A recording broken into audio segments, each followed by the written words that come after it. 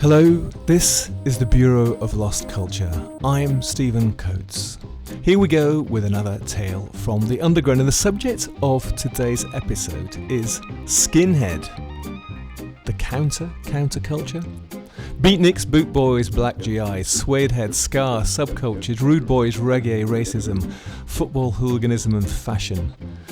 We cover all these subjects in brief today with my guest, the artist, filmmaker, writer and activist Stewart Home. Skinhead, one of the most enduring subcultures that generally gets left out of the countercultural history. My interest in it was provoked recently by an image that I saw that was posted in the context of a conversation about football hooliganism from the 60s and 70s. The image shows a West London street in Chelsea near the football ground with a row of boys glaring, grinning at the photographer, looking pretty threatening. They're all white and they were all skinheads.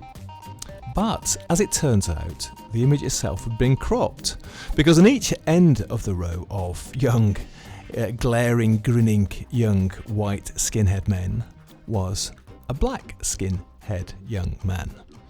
It had been edited, I think, really to reinforce the cliche about skinhead, and some of those cliches we are going to discuss and possibly overturn today. So, I'm very pleased to welcome to the Bureau of Lost Culture, Stewart Home. Hello, Stewart. Hello. Hi. Welcome, Stewart. As I always do, sort of don't really like to butcher my guests' bios, particularly when they're as complex and countercultural as yours. So, why don't you tell us, who is Stewart Home? A mystery wrapped in an enigma, that kind of thing. But no, I'm just a guy who was born in the early 60s. Grew up through 70s, so I'm too young to have been an original skinhead. My mother was a beatnik hippie. The beatnik thing fed into skinheads in some ways through mod, because she was a modernist beatnik into modern jazz, and I got into the skinhead thing through Bootboy. When I was at school in 73, I went to secondary school. Bootboy was the fashion. So you had the modernist beatniks who went into, on one strand that went into mod, which the classic kind of mod people think about. You maybe think of bands like The Creation or The Attack, that kind of later mod thing. And then you had the split between the hard mod, which went into skinhead, and the kind of more hippie trajectory, which is the kind of line my mum and her friends took out of the kind of modernist jazz thing. They kind of bypassed the what people would think of as the classic mod. Would you consider yourself to be a skinhead now? I mean, you've got very short hair. No, I've got short hair, but what can you do during lockdown when you've got a pair of clippers and you're shaving your own head? The shorter you do it, the easier the cut is. When you're using the clippers, you try and do a number 4 and it might not go right, so you have to go down to a number 1 anyway. The unforeseen consequences of lockdown. But, you are a writer, artist, filmmaker, lots of other things. How do you describe yourself? It's like, it depends what I'm doing. If I'm applying for a grant as an artist, then I'm an artist. And if I'm trying to get a book published, I'm a writer. But, I'm kind of... it's precisely, if you think about what Marx said about disalienation, to be fisherman in the morning, a hunter in the afternoon, and a critical critic at night. Of course, being a vegetarian, I'll be a porn star in the afternoon, right? Hunter. But it's that thing about realizing yourself through kind of physically, emotionally, intellectually. Those are all the facets of being human.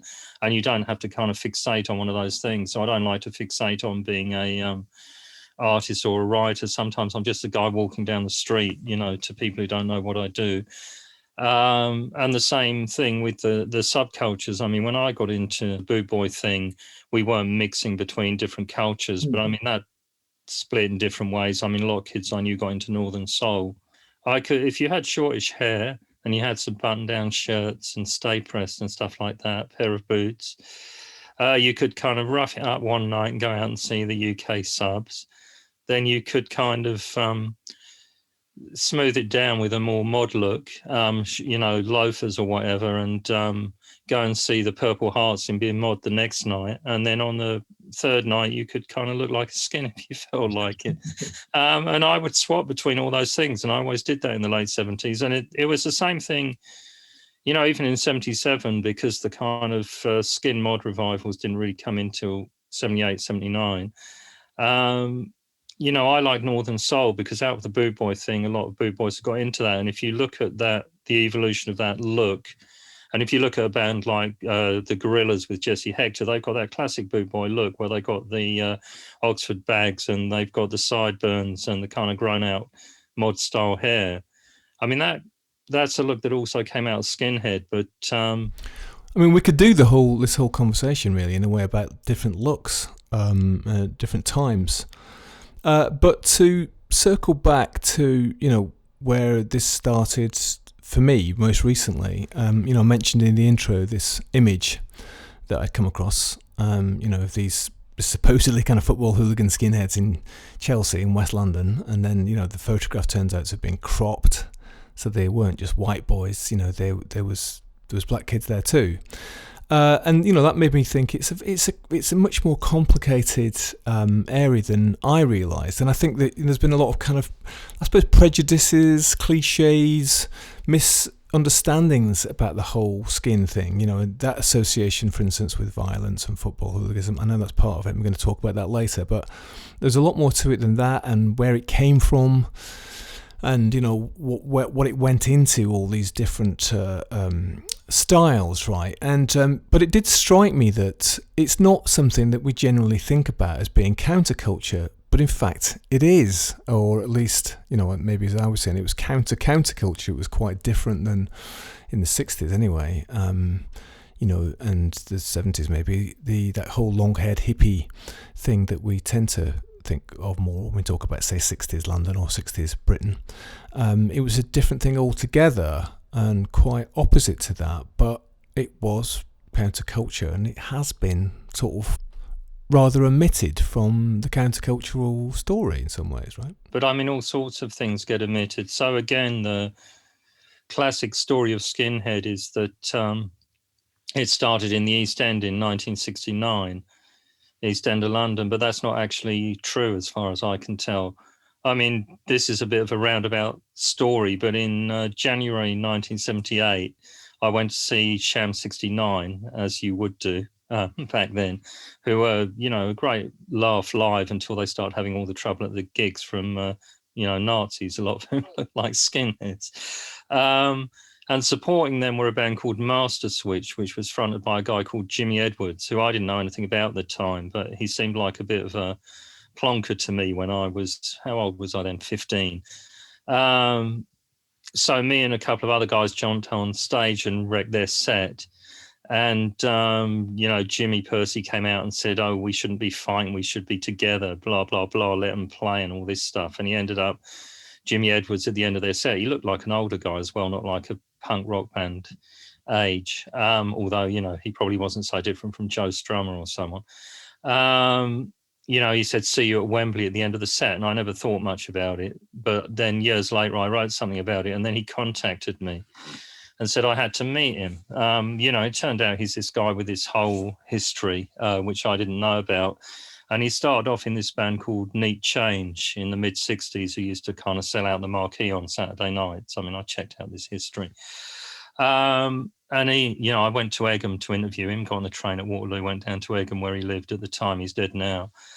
And then I kind of typed up the interview, went through his whole history. And he sent me some photographs. And in the interview, he'd said that the band had been a mod skinhead band. Now, this band broke up in 68, yeah? And he sent me photos of the band, and these photos have to be from between 66 and 68. They weren't dated, but that's when the band was going. Two of the band members are dressed like skinheads. And his story was that they copied it from black GIs who they knew because they thought the look was cool, and it was black American soldiers that they got the look from. And this is definitely before 69. I mean, it might only be 68, but it could be 67. Doesn't look to me like it's 66. Right, so it emerged earlier than we mainly think. And you were saying it was sort of, so there was the kind of beatnik thing going on, late 50s, early 60s, and that sort of split into two different directions, hippies and mods. Within the beatnik scene, and the classic kind of description of this is a friend of my mother's called Terry Taylor, who was the model for the unnamed photographer in Colin McInnes's Absolute Beginners, which obviously you know. And Terry wrote a book called Baron's Court All Change, which was published in 61 by McGibbon and Key, which was also McInnes's publisher. Right. And in that, it's the classic description of the kind of early mod scene, but they're beatnik modernists. So the beatnik scene is split into the trad dads who dress sloppy, and the kind of cool modernists like Terry. So he's writing about going down to Cecil G to buy his button-down shirts and all that classic mod culture. But what's turned around within that history from how you'd imagine it is that the kind of sharply dressed working class modernist kids, which is like Terry and my mum. But anyway, what's turned around in that book is that the kind of sharply dressed working class modernist kids in a modern jazz who became the mods are smoking dope, and the trad dogs who are sloppily dressed middle class, they're taking amphetamines and stuff. There's also heroin's mentioned in the book, and as far as I can determine, it's the first British novel to mention LSD as well. So, but it's an incredible history of early mod, a lot of which conforms to what you'd think about the early mod scene if you can kind of take it back, but beyond those bands who use that image I've mentioned, the Attack and the Creation. Of course, people always think of the Who in terms of that as well, to the earlier scene. But in terms of the drug consumption, what the cliche is completely reversed. Right, so the cliche has been that the working class kids do speed, and the middle class kids, the bourgeois kids, do weed or smoke weed. Yeah, and in this book, which was published 61 and is an absolutely authentic account of that mod scene, and you can look at pictures of Terry from 61 and even earlier. I mean, he through Colin McInnes, who he met in 56. He got to know Victor Musgrave, who ran Gallery 1. I don't know if you know that gallery. Victor Musgrave was in an open marriage with Ida Carr, who again is a very important in the revival of kind of photography and consideration of photography as an art form in the UK, very important figure. But she was kind of eclipsed by those hipper 60s male photographers. But anyway, she was 25 years older than Terry. But so there's these pictures of him in above Gallery 1 in Soho in 56, like smoking dope and everything. But you look at his clothes, that is the absolutely classic mod look. And when you read in the novel about he talks about shirts and how he could spend all his money that he's made from drug dealing on all these button-down shirts from Cecil G. That's the totally mod thing. Right, so I mean, it was a class thing then. So it was young working class guys who became mods and working class girls. And but how did that evolve into Skinhead? Okay, well, there's so you have the split between the trad and the modernist beatnik scene, and it's the modernist scene that goes into what you think of your classic mod, Scooter, Fishtail Parker, whatever.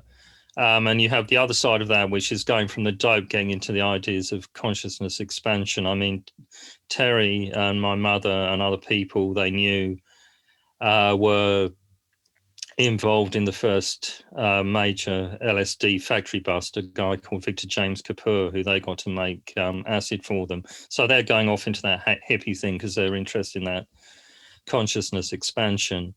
And on the other side, you have the more kind of, you could say, commercialized aspect of it that goes through the scooter thing. And you've got the particularly in the North with the Northern Soul, you've got the sticking to the older kind of style of music and the dance. So you have all those clubs like the Twisted Wheel And so the kind of older mod culture is kind of retained, and that gets also stripped back in terms of look, because if you're riding a scooter, you don't want to be wearing too fancy clothes necessarily, so you can strip that look back, and that goes into the skinhead thing. And you see, as the skinhead evolves, I mean, the revival mixes up the looks. So in 79, you'd see guys who would be wearing a Crombie with a number one crop. Now, that was never an original skinhead look, because the skinhead went from skinhead to the slightly longer hair, which was the Suedehead, which was when the Crombie came in. But it's the same with the mod revival. People just mix up the way they mix and match the clothes from different periods where the fashion changed on a kind of seasonal or annual basis. Right, but I mean, what was the classic sort of 60s skinhead look in its pure form? In pure form, well, I mean, it's just you wouldn't. The classic look is to have the short cropped hair, and then if you look at those knee change photographs, I think they're wearing flight jackets, and I think they're probably wearing stay pressed or some kind of similar trousers. Don't think they're wearing jeans, but you might go into Levi's as well. But you definitely wouldn't have the Crombie with the really short hair. The two things just never went together. And the half-mast trousers with turn-ups and the Dr. Martens, when was that? I think that's coming in a bit later, you know what I mean? You can look at stuff and you can see that the clothes don't necessarily go together right. I mean, it's the same if you look at films now recreating looks from the 80s. You can see combinations aren't necessarily always right. They're mixing up years. Yeah, kind of slightly romanticised view of it maybe too. But just to go back to that thing about, counterculture. So, different values emerged from, a strand of mod working class kids. Was it in reaction to that kind of, the hairy counterculture, the Eastern philosophy, consciousness expansion, the incense, the bells, that kind of whole occult exoticism? Was it much more street? And did the skins actually hate the hippies? Certainly, if you read Richard Allen, he'll have all the lines in his skinhead books about how they hate and can't stand hippies and whatever.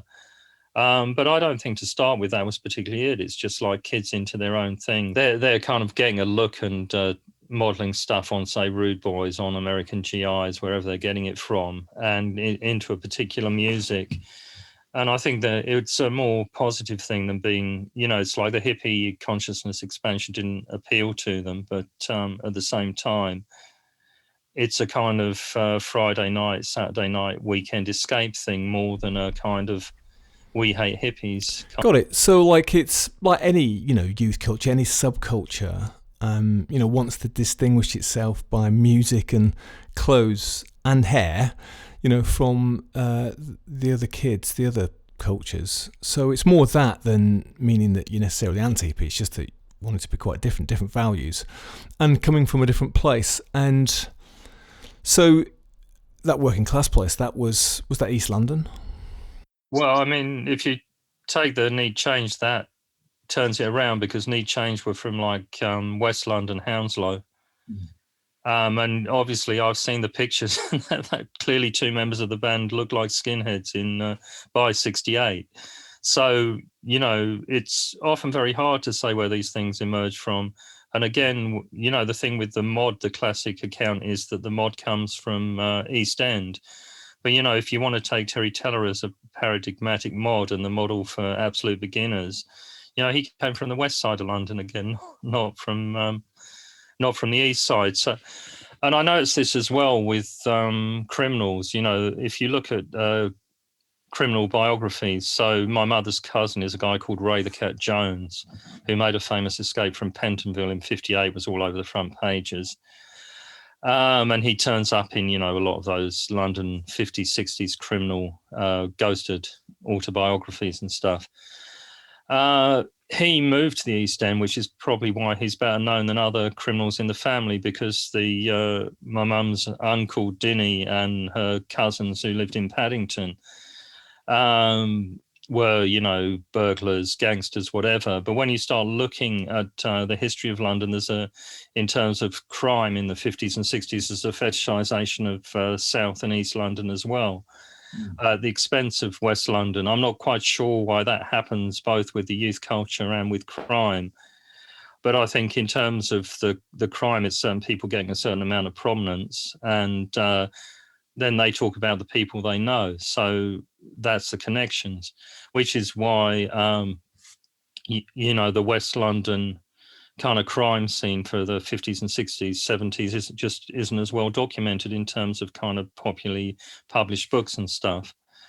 And I guess with the youth culture, maybe some of the music journalists who are writing about the youth cultures, when they talk about, freezing with your bum flaps down on the station at Romford, they're talking about their youth. So they were coming into the centre of town from Romford or East. So they want to fetishize the East End. So they credit it all to the East End. But I think probably you'll find it arose more, around different parts of London. But there's just a desire on the parts of those from East End or South to make where they came from prominent. Because again, if you want to look at the kind of more rude boy angle, then maybe you want to fetishize Brixton. Although, where my mum was living from, she was living in Islington up to 61, then she moved to Ladbroke Grove. So, there was a lot of Trinidadians there. So in the house where she had a bedsit, there was Russ Henderson, who had the first steel band on the streets of London, lived in the basement, one of the 2 basement flats in that house. He's a very important figure, but it's, jazz and steel drum stuff. So that's a little bit different than the kind of ska reggae. Yeah, and just in terms of what you were saying earlier, that's also quite interesting, isn't it? The way that sort of Guy Ritchie has probably cemented it, this association between East London and crime and gangsters and stuff. That's kind of firmly fixed in the public imagination, isn't it? But going back to the steel bands and what you're saying there about rude boys.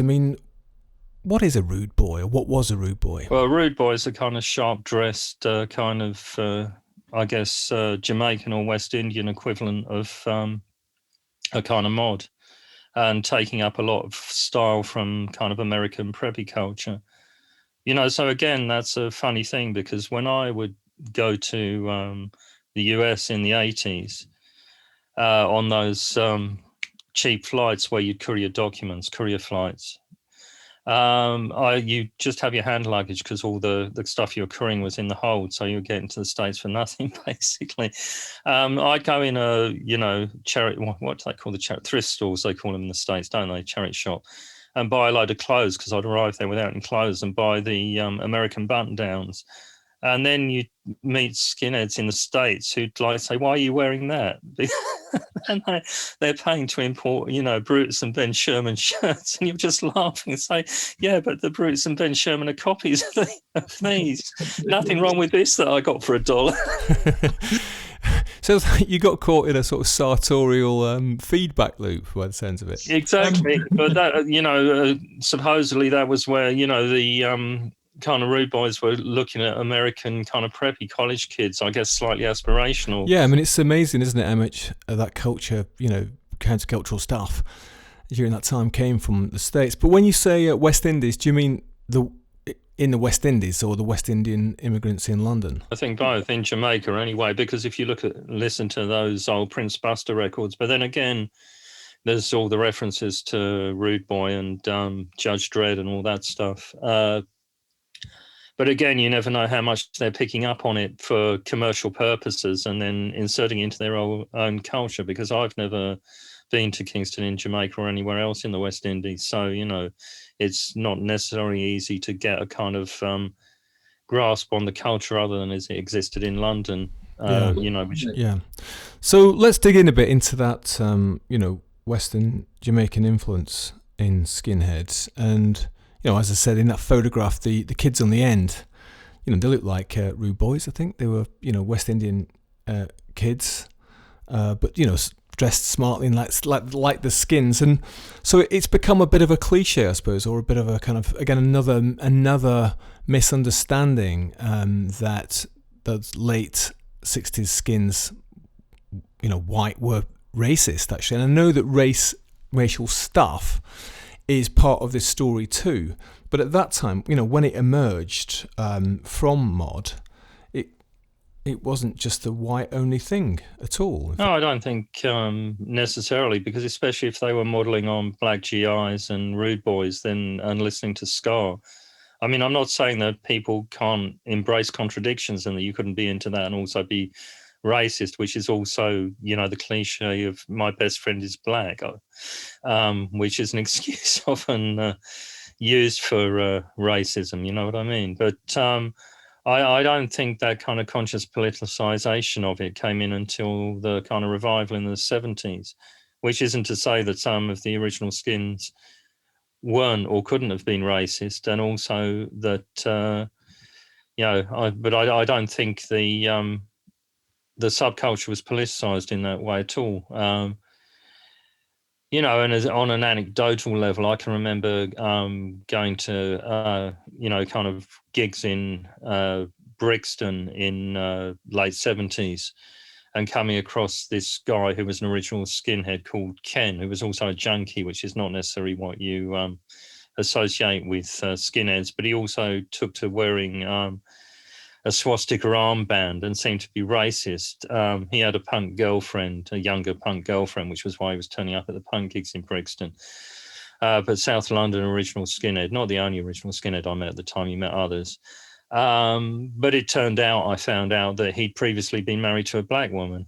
So, there's a lot of contradictions running through. Yeah, I mean, there are a lot of contradictions. I mean, it is a complex story. And, at that time, of course, there was this whole thing emerging, the football hooligan. It was a massive thing in the media, wasn't it? And sort of antisocial behaviour, young men.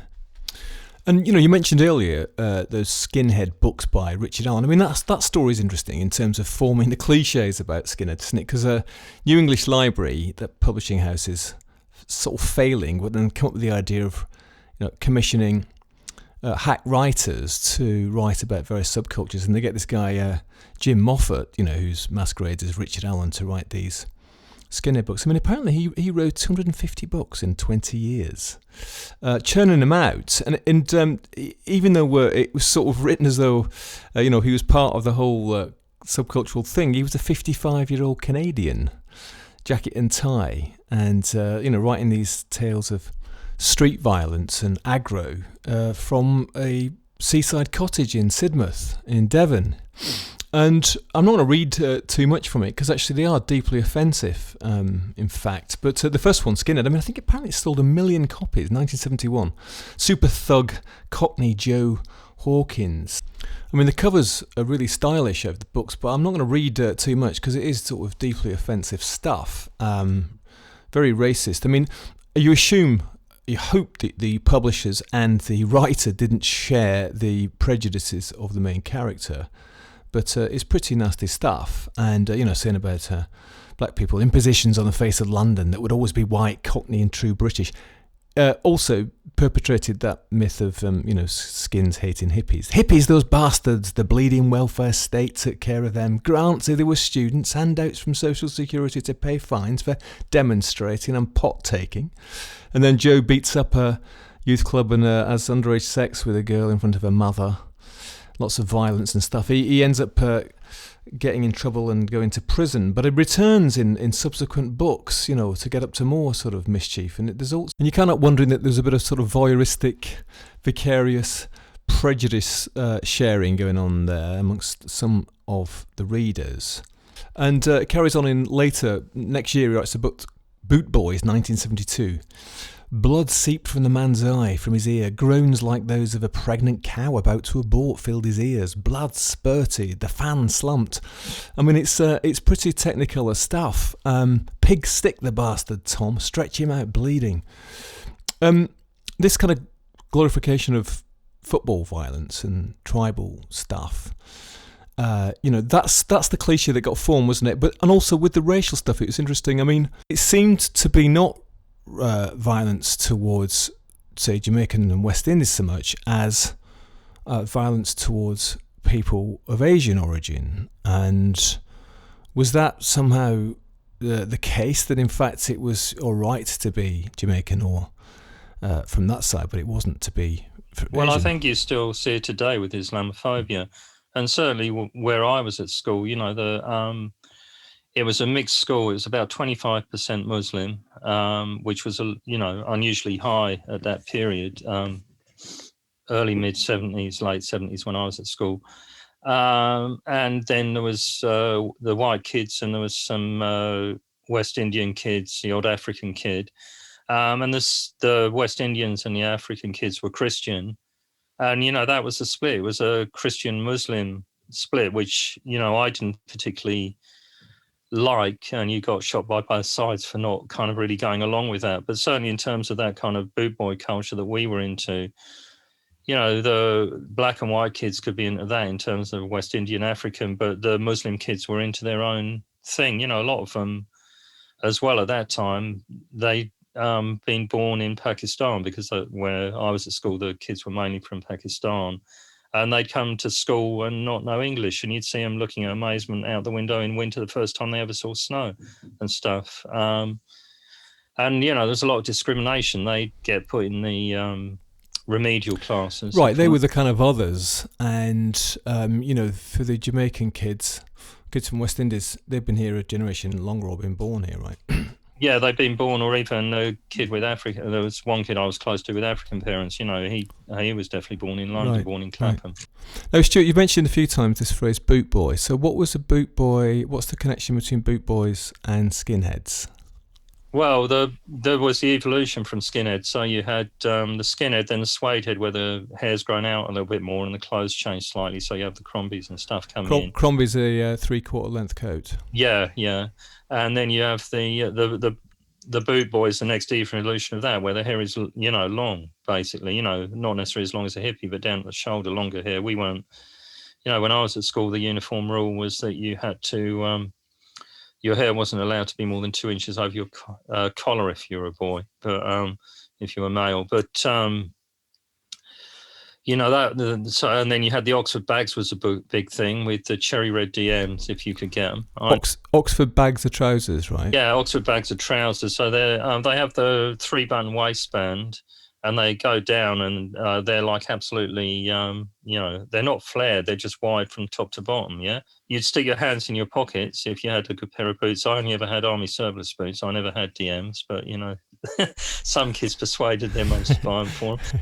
DMs being Dr. Martens. But so Oxford bags are these particular type of trousers, very sort of wide. They're a bit like sort of 40s style, are they? And but apart from the fact that they sort of end above your ankles. No, down to your ankle. But the thing was, you could stick your hands in the pockets and draw the trouser up to reveal how high your boots went. And these boots, Dr. Martens or army boots, they go all the way up your shins towards your knees, right? They can do, yeah. And so if they went right up to your kneecap, and how many eye holes you had for the laces, the more eye holes you had, the cooler you were. And, the cherry red was considered the coolest colour rather than the black when I was at school. So you could pull those up, and then, you'd be wearing tank tops and the kind of Brutus picture shirts, so they'd have printed pictures on the shirts rather than the kind of classic check and stuff. But as I said earlier, if you look at pictures of the Gorillaz, the original band, the Gorillaz from the 70s, originally the Hammersmith Gorillaz with Jesse Hector, if you look at pictures of them, even when they're releasing stuff on Chiswick Records in 76, 77, that is, the absolute height of sartorial style that we were aspiring to as school kids in like 74, 75. And so on the one hand, going along with that, you've got the glam thing, but it's not, the kind of glitter, sexual ambiguity of someone like Mark Bolan, because it's definitely associated with being into football, fighting, whatever. Right, so you've got this whole tribal, antisocial football hooliganism violence thing, and some of it's associated with skin, quite a lot of it not. But then you've got skins evolving into boot boy, and the fighting and the football comes along with it. Yeah. I mean, everyone was into football. The other thing everyone was into was boxing. They were the big sports for kids at my school. And then you had, people getting into different things. So the the uncool kids were into kind of, whatever was in the charts, which, towards the later 70s became more disco as the thing they were into. And the kids who conceived themselves as more cooler and discerning were into, going to Northern Soul. And then towards the end of the 70s started having a problem being from around down south rather than up north. I don't know what it was like up north. Because they couldn't decide whether they wanted to be into Northern Soul or become kind of jazz funketeer type soul boys, because you had those kind of evolutions. But certainly there was, kids in my class were going up to Wigan Casino, which was the kind of later really famous Northern Soul venue on the weekends. Yeah, I mean, the Northern Soul story is also totally fascinating, isn't it? I mean, it's kind of seems to be one of those subcultures that based more in the north of England, Yorkshire and Lancashire, but kids from all over the country, getting together, driving across country, meeting up at service stations and heading to these venues in the north of England for these drug-fueled, speed-fueled soul all-nighters with this American imported rare music. And I guess sort of raves, would you call them later, but they were kind of like club disco nights, right? Yeah, I think it was Saturday night, wasn't it? So they'd take speed, listen to rare records, and they'd have this whole cover-up thing so that the DJs wouldn't want to. They'd be looking for rare, sound to play. I mean, it's a kind of classic Motown type sound, but you're looking for records that people don't know to always find something more obscure and more better. It's a kind of receding object that you can never attain, and so it's just very, very obscure records, and. This is also what people forget. I mean, obviously, Tainted Love was a big, well-known Northern Soul song at the time, but it was considered, relatively obscure and still cool in the mid-70s when I first heard it. But obviously now it's like completely well-known. But a lot of the stuff those kids were into is really well-known. And that was a working class thing too, Stuart. But just go back to and was that true of the fighting as well? I think in the 70s it was a more, working class thing. I mean, it's not to say it's exclusively working class because, one of the most notorious Chelsea headhunters is Nazi Chris Henderson from the band Combat 84. Who were the Chelsea headhunters? Well, you had these different crews of football hooligans, and the Chelsea headhunters were one of the more notorious. And if you came from around West London, Southwest London, wherever, everyone was likely to support Chelsea because they were the nearest really big team in the 70s, which was why I supported West Ham from the East End to not go along with that. If I mentioned Chris Henderson from the band Combat 84, who I understand is dead now anyway, who was a kind of Nazi bonehead football hooligan, Chelsea headhunter, but who also went to Charterhouse School, which is one of the kind of most exclusive, expensive, posh, what we call in England public schools, but that's private education for people from around the world. So obviously he's an example of someone who wasn't from that kind of more working class background, but certainly the people I met who were into that. And, people from a really wide area, because, I wasn't huge on football anyway, which was probably why I could decide to support West Ham, but not bother to go and see them much. But, it wound other people up because I didn't support Chelsea, just as where I live now, everyone supports Arsenal because it's the nearest big team, but I have to tell them that I support West Ham still. I mean, I'm not really particularly I'm not a football fan at all. In fact, I don't know what I'm saying particularly. But when people ask me which London football team I support, I always say Leyton Orient, and actually because it's the only match, football ground, whatever, that I've actually been to in London and out east. And the thing about Leyton Orient, I don't know if this is true, but I was told that it's the only football ground where there's never been a fight. But I think the average age of Leyton Orient supporters is sort of 67 or something. And the other thing about Leyton is it's cheap to get in because they're not a top flight club. Yeah, they're not very good. When I'm not telling people I support West Ham, I tell them Leyton anyway because it's a better deal. Well, listen, I enjoyed it. If you're coming to London and you want to go to a football match, it's probably it's a lot cheaper, a lot more peaceful at Leyton Orient, especially these days during COVID times, I imagine. Anyway, there we go. So, so Skins and evolved, and you got Northern Soul, you got the Bootboys. And then, of course, as you move through the 70s, and then along comes punk, right? So how did that interact and what happened with Skin then? Well, I mean, I think if you look at punk in, 76, 77, around London, around the UK, it's very much a kind of collage of all the previous kind of youth cultures. I think, the most important thing underpinning it, and for me, the most important British youth culture is definitely mod. But it's mixing in those things. So you've got elements coming from the glam rock, and if you listen to and a lot of the, what people call junk shop glam now, which is the more obscure glam stuff that there's a following for, you can hear that kind of stomping that comes into punk in those kind of glam records as well. And there's the boot boy influence, but it's kind of collaging all those kind of elements of youth culture, but it's also obsessed with authenticity for whatever reason. And so I think the skinhead thing is for the people in punk. You had the initial punk scene for London, 76, 77, and then 78 starts splitting in different ways, 79 more, by 80 it's really split. So it goes in the kind of more post-punk arty direction. You have the people wanting to have a more authentic kind of working class punk, kind of initially going for bands like Sham, and then kind of you have someone like Gary Bushell pushing the oi scene. So the skinhead thing going off. And of course, Skinhead figure is Ian Stewart, which again, ironically, he's a grammar school boy whose father owned a factory, and he becomes the leading kind of Nazi skinhead of the 80s. You mentioned this word oi. What was oi? Oi was probably a bit of a hype by Gary Bushell. So you had Gary Bushell, the music journalist. He was originally in the SWP and then ended up being a kind of columnist for The Sun, didn't he? The Sun being a popular right-wing tabloid in the UK.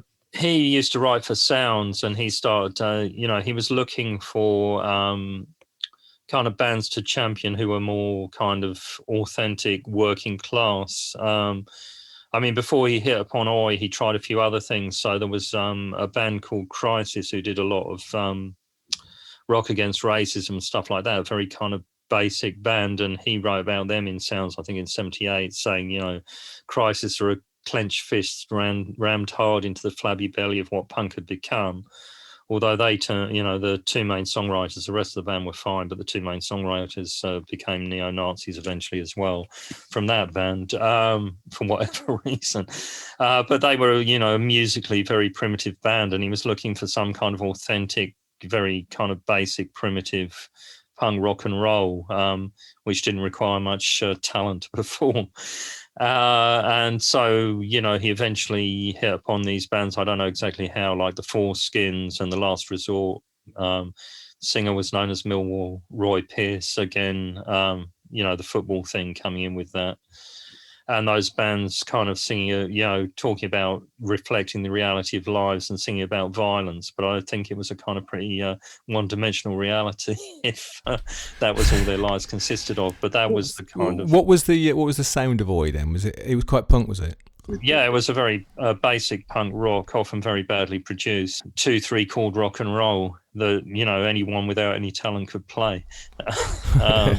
And of course, this is the time when there is this kind of the first big sort of Skin revival, but now it is definitely quite political, and there's this quite hard split between left and right, and on the right, all these associations with racism and the neo-Nazis come in, don't they? Yeah. So you've got the the bands across an array of positions. So the less obviously political bands, or less overt political bands like the Four Skins, still using songs like "A Phoenix from the," lyrics about "A Phoenix from the Ashes," or "Last Resort."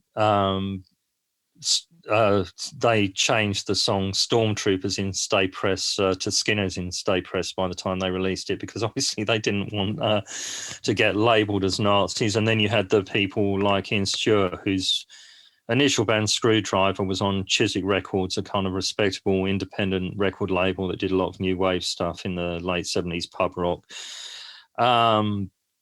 He decided to, after kind of writing to the music press and denying that he was involved with the National Front, although it turned out he joined, decided to go outright Nazi in the 80s and recorded for National Front White Noise label. So that's overtly, neo-Nazi, right wing.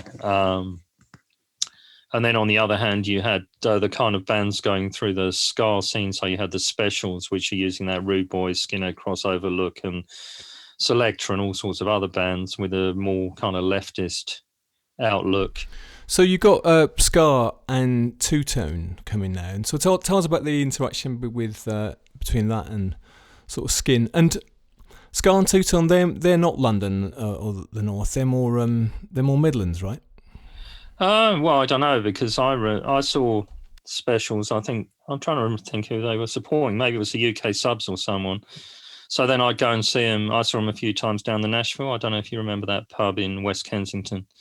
It's quite famous because for a Sex Pistols gig there in '76, at which there was a fight, got widely covered in the music press. But it was just one of those regular London pub rock venues. So yeah, my thing was always, you go and see a band when they were playing small places, maybe a couple of hundred people, but you wouldn't bother when they were playing to thousands, even if it was only 2,000. So yeah, there was certainly. When I saw this, I saw the Madness support the Specials a couple of times. So again, Ian Stewart was a roadie and lived with Suggs' mother, didn't he, for a while, who became a screwdriver. Wasn't that kind of exposed by the Sun or something at some point? Which isn't to say that they were right wing. What made what made ska and two-tone different then? Well, you had the ska, the two-tone was explicitly drawing on Jamaican musical influences and black musical influences. So they could, they weren't trying to deny where they were coming from and what was influencing them. And precisely, if you look at the Specials, they had all those songs like Racist Friend. It was a kind of message of unity and solidarity between people. The audience when I was going, which wasn't when it became bigger, was predominantly white, not exclusively so, but that was the same as most of the punk gigs, even if it was more leftist bands, even if it was Rock Against Racism and there were reggae bands playing, the audience still tended to be predominantly white in London in the 70s. But, they were explicitly using a black style of music. I mean, I think what's very ironic when you look at Ian Stewart's Screwdriver is the music is appallingly bad to listen to. But as he evolved and kind of got more emotional about his whiteness, he became more and more kind of drawn to blues rock influences, which are more evidently black than the kind of punk sound where you might lose the syncopation on the bass. And they're using these slogans like white power. I mean, obviously that's taking off from the black power slogan and doesn't make sense outside of that context. It also makes no sense because when essentially you have a racist society with a kind of white hierarchy, you do have in effect white power. Yeah. So I mean, but and ska in terms of musically was like a sort of speeded up version of reggae. Ska came from kind of listening to a lot of the American R&B stuff and then putting this more syncopated rhythm guitar and stuff on it, evolved into a more Jamaican sound. And then from that you had Lovers Rock and then the emergence into reggae. So yeah. Yeah, and the kids looking back to that earlier Skinhead look, as you say, albeit kind of mixed together. One thing which strikes me when I was looking at images of it, say, particularly when you look at the girls' haircuts and stuff, it was quite sort of gender ambivalent, wasn't it? With the girls with the feather cuts, yeah, yeah. And funnily enough, I've got a good friend who works as a dominatrix who always has a feather cut, because it that's a new angle as well. I hadn't actually put that together, the dominatrix in the Skinhead look. But in terms of those political divisions, so we kind of know about that with Screwdriver and the far right and BNP National Front and all that. But of course, there was also on the hard left with bands like the Redskins, and they were, very militant, anti-racist, part of that whole movement. Also, anti-Thatcher, part of that whole movement, right? Very sort of pro-Labour party. And I mean, not just Redskins. You had later on, I don't know if you know Blaggers ITA, who were signed to EMI, did an album with EMI. They were really hardcore. They were, and one of the best bands playing around London a lot in the 90s. I'd go and see them a lot. But yeah, again, with that kind of hardcore, they were involved with anti-fascist action, hardcore anti-racist action, and in terms of their politics, they were also quite into Irish republicanism. Yeah, I mean, well, not just Ireland. I mean, in the 80s, this is this time when sort of skin culture kind of goes international, doesn't it? I'm not sure about elsewhere, but I mean, it certainly goes to Germany and Russia, where it's the kind of rather nasty sort of right-wing end of it, quite violent and neo-Nazi influences. Yeah, I mean, I'm not so familiar with the scenes in Germany or Russia, but if you take somewhere like Italy, which I'm a little bit more familiar with, there's definitely as many leftist bands as rightists. I mean, there's bands like Nabat from Bologna, and the original Class Criminale. Right, okay, that's interesting. So there's a thriving skin scene in Italy in the 80s and 90s, and it's not associated with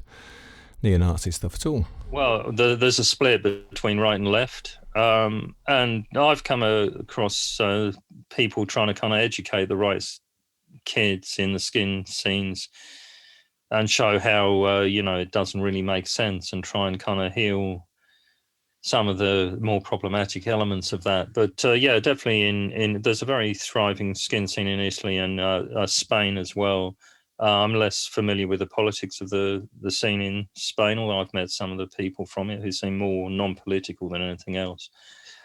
And I think the other thing you have to think about in terms of Italy and Spain, I'm not sure how much it would apply to Russia and Germany, is that, they are kind of conservative Catholic societies. And if you want to break away from that, then subculture is a good way to do it. But unlike for someone like me in London, who can get into punk or skin or mod and treat it as a fashion and swap around how I look every night of the week in the late 70s, if you want to kind of maintain that break from kind of tradition and conservatism, often it's, you tend to do that hand in hand with maintaining that punk identity. So, I know quite a lot of middle-aged Spaniards who are still like punk rockers, whereas I wouldn't really want to kind of keep that identity up, or if they happen to get into skin, they're skins or goths or whatever it is. So there's a kind of different relationship to the subculture there, is taken far more seriously as well. Yeah, I mean, it is amazing, isn't it? Because as a subculture, skin has really endured, hasn't it? I mean, and it's like goth in a way. I mean, it's opposite in terms of hair, but goth is a subculture that's really kind of endured. I was talking to Cathy Unsworth about it, and she's talking about the origins of goth in the sort of late 70s and early 80s, but it's still here. Lots of other subcultures kind of disappeared, but goth is still really strong. It's a strong look, and it's kind of evolved into emo and various other kind of types of sounds and specific kind of more looks, kind of the whole sort of futuristic thing. But it's still very much around, and international too. And skin the same, isn't it? And I suppose, talking to Roger, Burton from the Horse Hospital, about subcultures and about clothes and about looks and the way that young people use them to distinguish themselves. He was saying that, shaving your head is quite a strong thing to do. And, it's got all sorts of associations, particularly in countries like Germany and Russia, of course, because it's got associations with crime and prison camps and all that sort of stuff. And I remember there was that, I think there was a Guardian TV commercial, which was very clever because it showed this old lady, I think, walking along the street, and behind her you can see this skinhead running towards her, looking really frightening. And then it kind of cuts, and you think, he's about to mug her or attack her. And then you see it from a different angle. And in fact, he's trying to save her. I think something's about to fall from a building or something, from scaffolding, and he's actually running so that he can push her out of the way. And it was clever because obviously it's advertised in The Guardian, and they're claimed to have a different balanced viewpoint, but it did in a way highlight the whole thing about skin, that we've got these kind of, lots of us have got these preconceptions about it, and they're not actually true, or the story's a lot more complicated and nuanced. So Stuart, we're getting towards the end now, so tell us, like punk and goth, skin is still alive and kicking, right? It's still a strong, vibrant subculture. Again, one of the places the kind of punk and skin cultures have thrived recently is Southeast Asia. So I think you see it particularly in Indonesia and in Malaysia. And in London, you don't even see, we used to joke that if you see a skinhead, they're either a tourist or they're gay. But now, because, again, that's that reappropriation, and certainly in, the provincial skinhead thing was probably different, but in London, it very much became a gay look for a while. But now, if you see a skinhead in London, they're probably Spanish or Italian, but moved here. Yeah, it did get co-opted by parts of the gay culture, didn't it? And in the 80s and 90s, I guess there was bands like the Communards, weren't there? They very much had that kind of rude boy look, didn't they? Because you had the kind of Leatherman and gay clone thing, it's a kind of another kind of hyper-masculine look, which then that hyper-masculinity then tips over into gayness. When you push something far enough in one direction, it often flips into its opposite. And again, that was taken up by, some gay filmmakers like Bruce LaBruce, No Skin Off My Arse, mixed race gay couple, and some Nazi skin. He's an interesting filmmaker. Yeah, and in terms of film, it's not a film about skinheads, but it's for me anyway, it's completely connected with that look, is Clockwork Orange, right? Oh, yeah. You had bands like the Addicts who were kind of putting that kind of Clockwork Orange look, the white boiler suit. Again, I think that was much more a kind of late 70s, early 80s, and there's a complete fascination there. A lot of people have a fascination with Clockwork Orange because it was blamed for inciting violence, and Kubrick removed it from circulation in the UK for a very long time. So people became really fascinated by the film. Yeah, absolutely. And it's apart from the look of Alex and his cronies, there's some of the places that it's set, those kind of brutalist council estates in southeast London, Thamesmead I think it is, isn't it? And all mixed up in imagination with that kind of urban dystopia, violence, and that look. The look and the interior decoration in Clockwork Orange is absolutely fantastic. I'm not actually very much of a fan of it as a film in terms of its kind of narrative and storytelling, but I think the kind of the look is extremely strong in that film.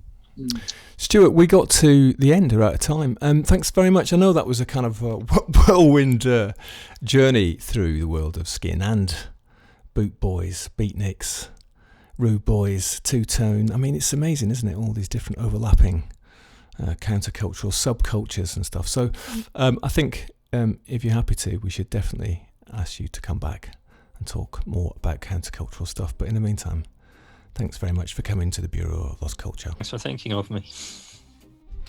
There we go. Another episode of the Bureau of Lost Culture. Thank you for listening. Hope you enjoyed that one.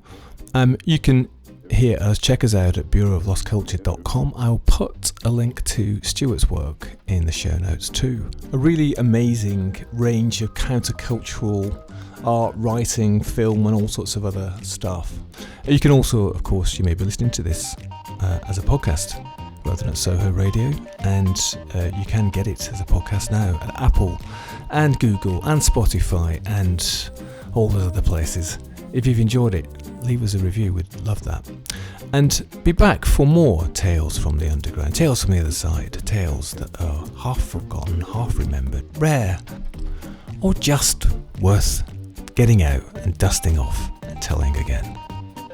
See you next time. I am Stephen Coates.